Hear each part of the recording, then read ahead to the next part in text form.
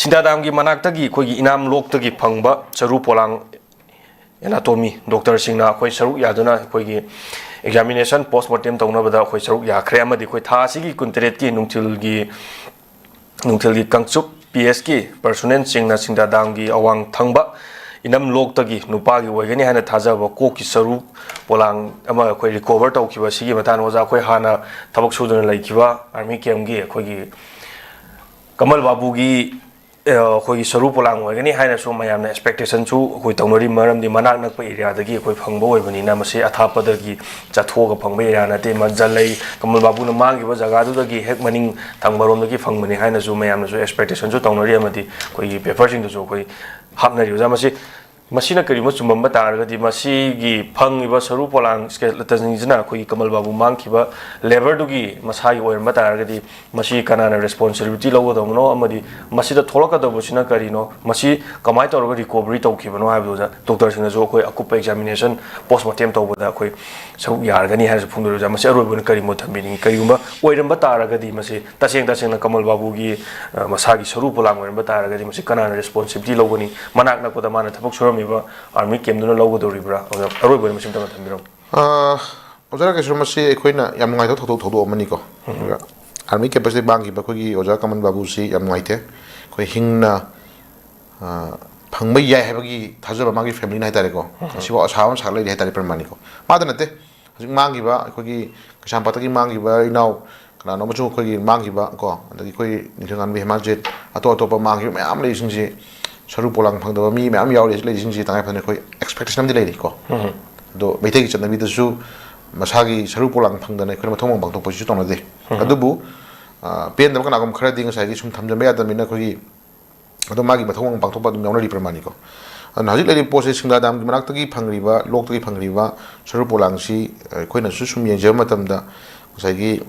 magi kok ki sai dare ko kok sabsi sum ujama tamda Kamal Babu na hinga matamda thador khiba photo ko Kamal Babu gi lairiba photo ko gi oja Kamal Babu gi lairiba photo ji photo ju da magi tag mai thong structure do mai thong structure jinga si saru polang jina ekoi na saru polang ji mai thong sabsi yeng matamda oja rakeshur something suspicious ko koi oiram bi yai haidi mi jing sai gi mai kok structure mamai gi live structure koi na budi I'm not gonna de ko to doctor na sai examine tor di haidi ani ko to koi na mi be je yeng mo to mana ba ha area am le permani ko aduga mang ri ba potuga phangami process magi le ri ba tawri ba film ji magi area haitare ko aduga yeng khoi am chinga ngai le ano sai area ji poirani tin le de jara kishor amana asi budang mangai ko asi budang mangjare khoi tarani ngai shulik te ko asi budang manga to ni si jo he kana ha thigali ni si kana no si ju investigation am to dai ni si ju ko si ju kana no case pai da NI da CBI da sinna da khotna case me am to tawri ko case hai se tawra di lady adubu achum ba di matam chonjera ga chu achum ba di lakani adubu nuai tri si si kai gumba doctor singna postmortem to matam da postmortem examine to matam da kai gumba khoi mangri ba Kamal Babu gi saru polang du confirm oire hai taragadi khang hai taragadi ko khang bani hai taragadi government to tu sai khanjaba da sagi ex gracia do sin nuai te ko je pen de gan hai raga dum ex gracia pi thora ga dum koi kana la ro ni atra de namana pha gadra pun gadra hai baduna let's see ko adu di sida chena mi kana no suk sang matam je koi thir la khre de natra army ke pasong dei mangi bani ko kyam sana puram mo du mayama thawoi na madu investigation je oi tawri di hai du ga su ekoi da binu uru na tamina ekoi da chingnabam di suk sang matam ni lengdi process ma yam sang ba lengdi process mo helab ni ekoi da suspicious chingnabam di dum le helidina ojara kishor ko pe dum le helidina ko aduna kai ma if oiram taragadi oi magi family gi nuai jaba na family da nuai jaba di family gi oina sagi o leigidre ko mai saru polang phangi ko habi gi thajaba haitare ko magi trust hingidra or hingoidra lakhidra or laudra bagi am nangol report amadi sagi magi sire ko magi lai oi gre na tagna magi saru polang phangi habi ji da sai era si da khoi kitang ekoi da pe dam di le ni tra nuai tam di le ni to bu but government gi di nuai te ado government teng pamaya pangani tawani balak mga pi gani terapi gani lore ne ojar kishor ko adida lady ba sagi army campus ki lady ba official sing do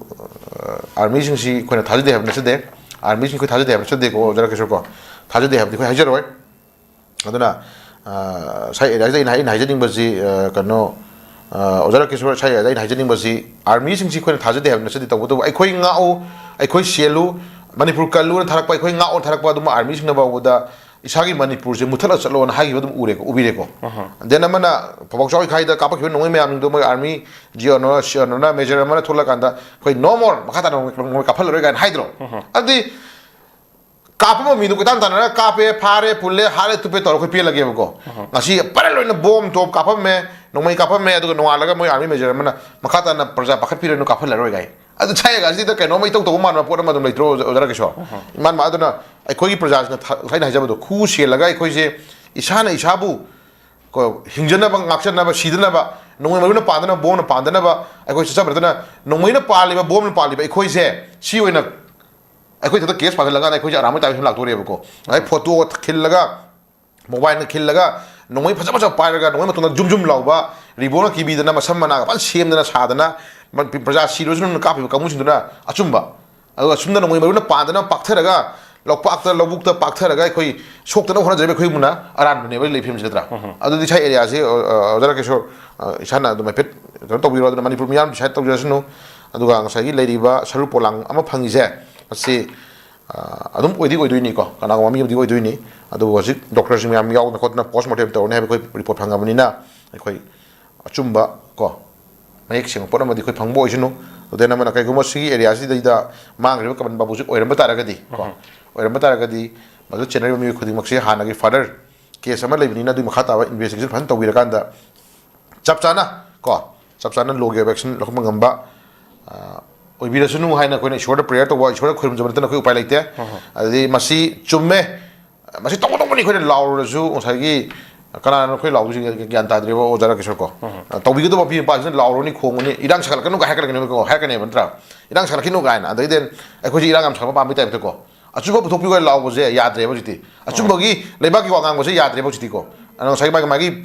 phikau da khara khara dum tawang ma mayam ha pa pu no mong da leina ramina kana hani mong lam thar reba ji mani lebak si ko aduna sigi marak te khoi leina ramina si marak ko hingi mina hingma tare ozara kisor ko adu ai na hijning basi one of ko oi mioi bai si kasu loinamak achumba loinamak asaseng ngang bang bai si ai na achumba ngangani ngangi ba chumba du kana gom khragi thamoi pen da ban ngai taw yaw ta ga madu aram lo duni pramani ko adu loinamak lebaki oina kai ngamjab khara lebaki oina ngamjab khara contribution to matam sida koi la la na da aseng ma chumba to biu aseng ma chumba do koi hona biu lebak kan biu manipur kan biu himne ba kamuji khudi mak ama to nga tham biu illegal immigrant drug mafia sing khudai kan biu terrorist sing khudai kan biu ko chap chana khoi bu ngak pang ba dugumba sai leader oi biu khum je samain hambal appeal to bordan khoi pale de sai tham jage yamna su marik chumba ba amna su faja ba fam ne su phang khiba suru polang asi oiram ba tar ga di kabal babu gi asiba saru gi polang oiram ba tar ga di hana su case lai khram ne na ma ju chena ba myo si na ju sinagram ni na one day na traga nong de khoi recovery la khini check phagla khini ha ni lo sala ku thambi je ma je praja sing ju bikup na home sing na lebi ba amadi irang thole ha ba matam da isana isa sok ta na ba chen ba jina kwai ta gi phare hujik matam da ha ba tar ga di sarkar sina su koi gi thabok thoram mo na kya paikhalak tram ni na ying bi ba matam da khena bu khal lai re ha ju no ta